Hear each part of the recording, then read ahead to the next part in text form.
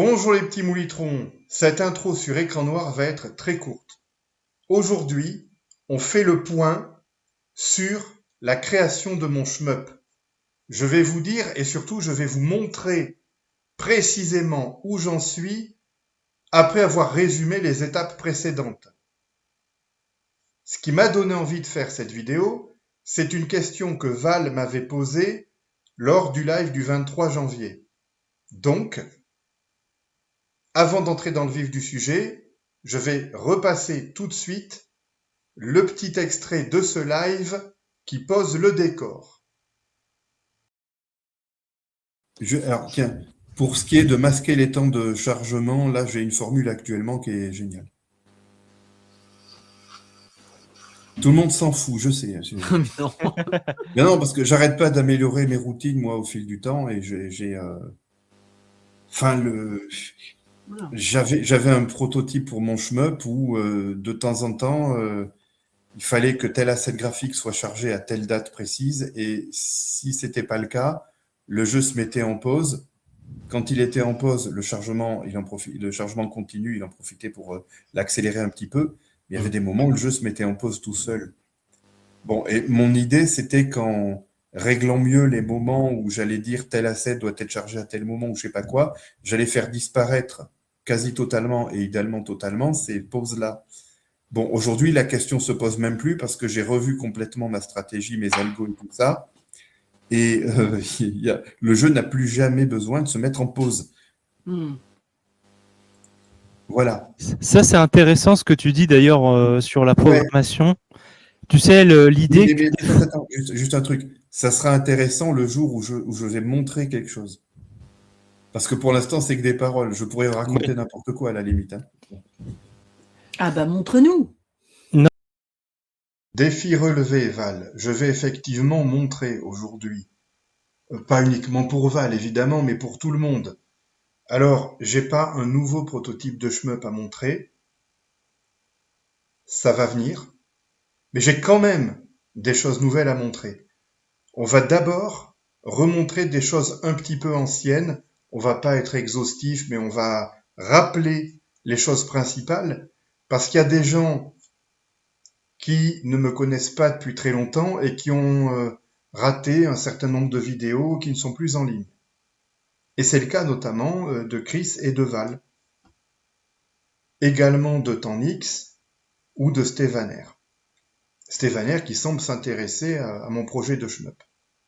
Donc c'est aussi pour lui que je fais cette vidéo. Remontons le temps à une époque où j'ai sorti un jeu de type shmup totalement pété, qui se voulait un jeu à la Lamatron et qui était, rappelez-vous, baptisé Nulotron 2. Et oui, pour moi c'était un Lamatron en nul, donc Nulotron. Ah, Nulotron 2, le premier jeu complet que j'ai créé sur PC. Oui, parce que dans ma période Falcon, j'avais fait un petit casse-brique, bon, peu importe.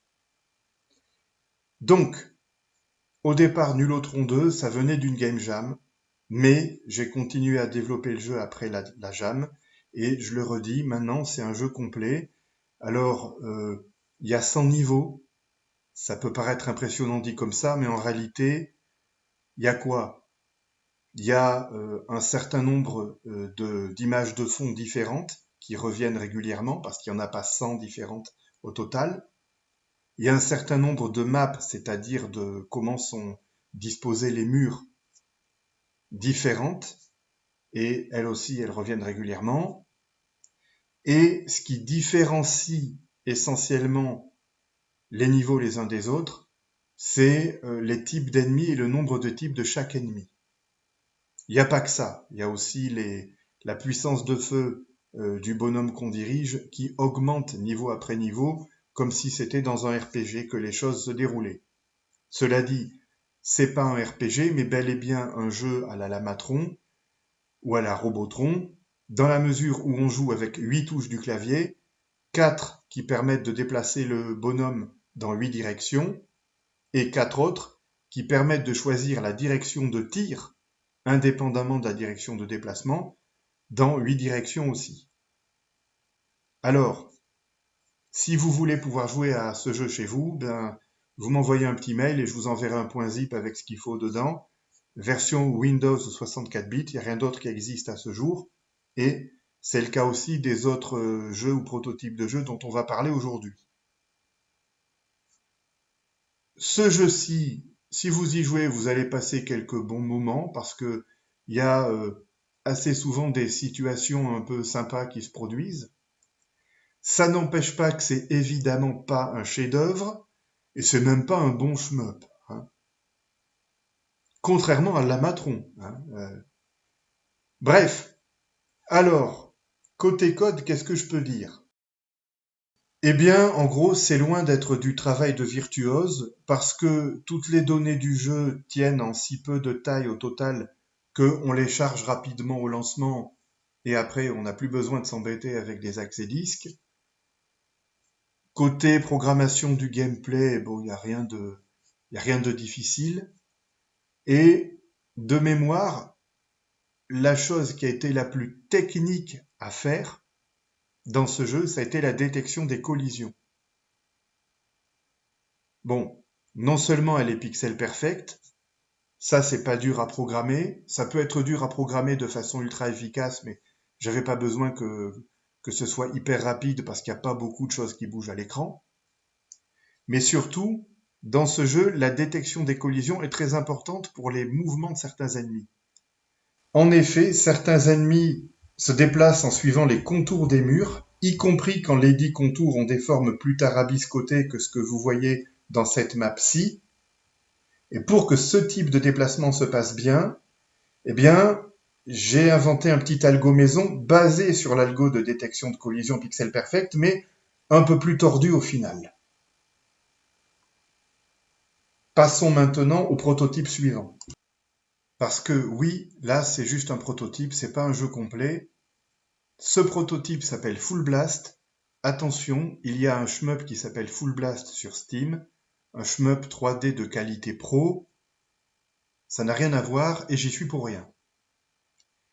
Full Blast est un shmup classique en défilement vertical avec un format verticuntal, ce qui était une mauvaise idée, mais à l'époque où j'ai créé Full Blast, format tâté, je savais même pas que ça existait.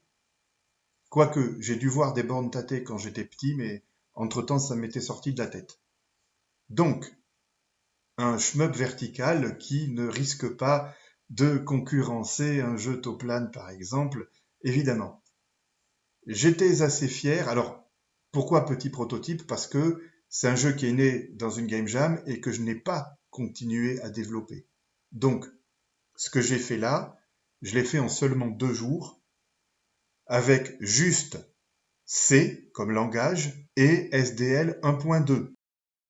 C'était aussi le cas des jeux Nulotron 1 et Nulotron 2. Oui, j'ai dit que Nulotron 2 c'était mon premier jeu sur PC, enfin mon premier jeu créé sur PC. Non, il y a eu Nulotron 1 avant, mais bon, lui était vraiment très naze. Alors, petite fierté personnelle pour Full Blast.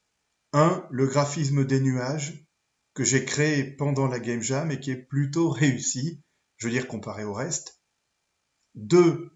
La tilemap relativement grande, que j'ai dessinée entièrement pendant la Game Jam aussi, à l'aide d'un éditeur de tile fait maison, qui était d'ailleurs relativement sophistiqué, même s'il ne faisait pas d'autotile ou d'autotilemap. Et puis, le jeu n'a pas de fin. Vous jouez jusqu'à ce que vous ayez perdu tous vos HP. Et puisqu'il n'a pas de fin, eh bien la map boucle sur elle-même. J'étais content d'avoir réussi pendant la durée de la jam à faire une map qui boucle sur elle-même sans aucun problème au moment de la transition, si je puis dire. Non, c'est pas du tout un exploit, hein, mais quand vous faites une jam, vous avez tellement peu de temps pour faire un jeu qui marche que le moindre truc qui marche effectivement, c'est une sacrée joie, pour pas dire une sacrée jouissance. D'ailleurs, c'est une jouissance d'une façon générale de créer un jeu, même un petit prototype pété et je vous encourage à vous y mettre si c'est un plaisir que vous ne connaissez pas encore. Ah, à signaler aussi les papillons, si ils arrivent à un certain point verticalement de l'écran, sans que vous les ayez tués, ils se transforment en harpillons. Harpillon, c'est quand il devient gris, qui reste en position fixe, non pas par rapport au monde, mais par rapport à l'écran. Autrement dit, tant que vous l'aurez pas tué pour de bon, il vous bloquera la route indéfiniment. Et en plus, son nombre de points de vie double. Donc, vous avez vraiment intérêt, si vous voulez pouvoir vous frayer un passage, à zigouiller les papillons avant qu'ils deviennent gris. Voilà. Je crée en 2 jours. Avec quelques idées un peu sympas, on arrive à faire quelque chose d'intéressant, même si, là non plus, c'est pas vraiment ce qu'on appelle un bon shmup. Allez, on va parler maintenant de Full Blast 2. Quelle originalité! Et là, j'ai envie de dire, les Full Blast se suivent mais ne se ressemblent pas. En effet, ici, la façon dont sont conçues et codées les trajectoires n'ont rien à voir. Il n'y a pas de map qui boucle. Il n'y a pas d'ailleurs de tile map qui définirait le monde dans lequel on se déplace. Mais certains éléments qui peuvent traverser l'écran, éventuellement, sont des tile maps. Le ratio, c'est plus proche du tâté, et effectivement, ça change tout. En dehors de ça, il n'y a absolument rien à signaler, au sens où, quand j'ai fait cette jam, j'étais pas en forme, c'est une de celles pendant lesquelles j'ai eu le plus de mal. Et du coup, il y a beaucoup de choses que je voulais faire au départ pendant les 2 jours de la jam et que j'ai pas faites. Donc, ce prototype-là se résume vraiment à ce que vous voyez là. Bon, pourtant, techniquement, le fait que un élément graphique dans le jeu puisse avoir une taille quelconque et puisse être éventuellement une tile map, ça m'a beaucoup inspiré ensuite pour le moment où j'ai entamé ce qu'on va appeler mon projet actuel, dont le nom de travail est Ximoid. Et là, mes petits moulitrons, pour écouter la suite, il faut aller dans la description de la vidéo, il y a un lien vers la partie 2. N'oubliez pas de mettre un petit pouce bleu si ça vous a intéressé jusqu'à maintenant, et à très bientôt.